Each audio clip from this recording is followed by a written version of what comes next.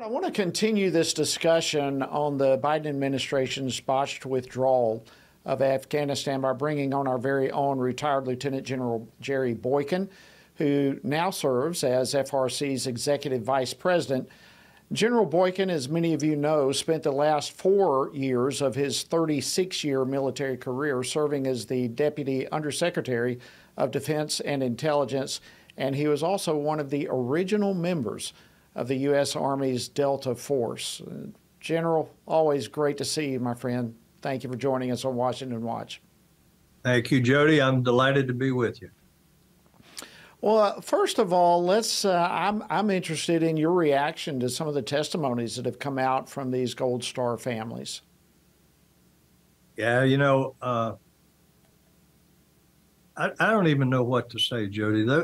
That was probably one of the most gripping things that I have seen in my lifetime, recognizing that all of these people that testified yesterday had lost someone close to them.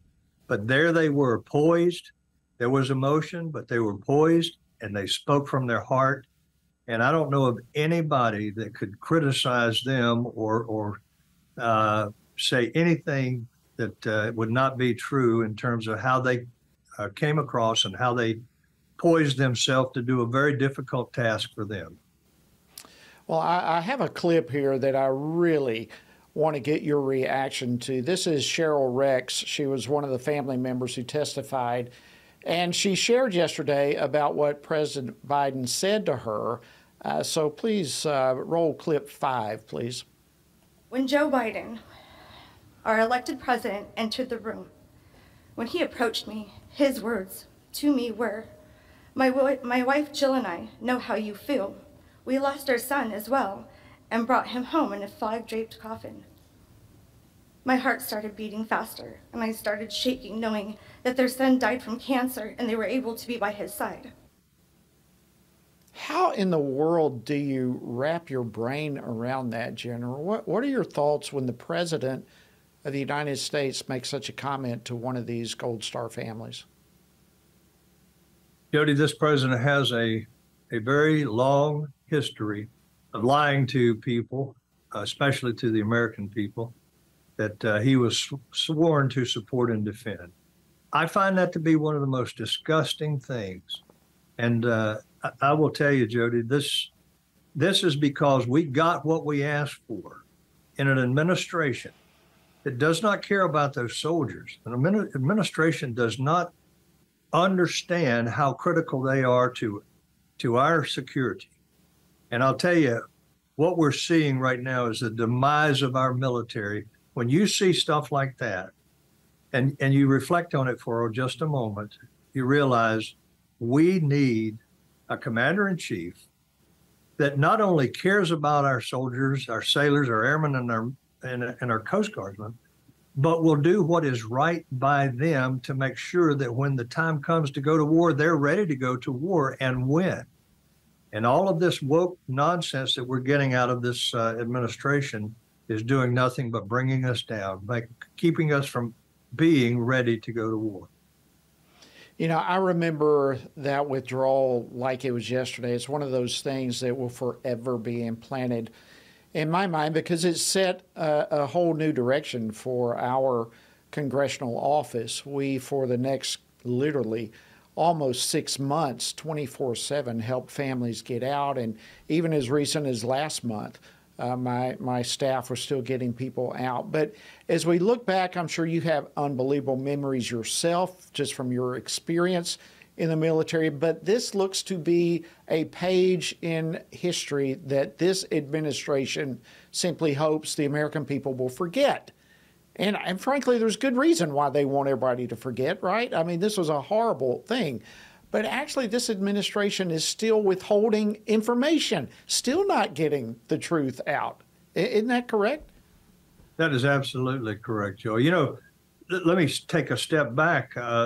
This study that came out several days ago, if you look at that thing very carefully, you find that there's nothing really new in that, not much that's new. But there's a lot of things that we already knew and already believed that has been confirmed by that report. And part of it is they didn't have a plan. They never had a plan. Nobody could identify who had the plan. And the second thing is they ignored the intelligence that told them probably what they needed to know before they went off on this adventure that turned very bleak and very black. And then the final thing is that they ignored their own advisors. They ignored their own people. And they did when it all that happens, it's bad news for everyone. How has this impacted our national security, specifically in terms of morale within our military leaders and our military as a whole? Jody, all you have to look at is the suicides or the attempted suicides from those people who fought in Afghanistan and those that were there during this evacuation. And you'd be a little surprised probably at the number of people that just could not endure what they had been part of. And this is the greatest debacle, I think, in U.S. military history. And it's going to take a long, long time, if ever, for us to get over this.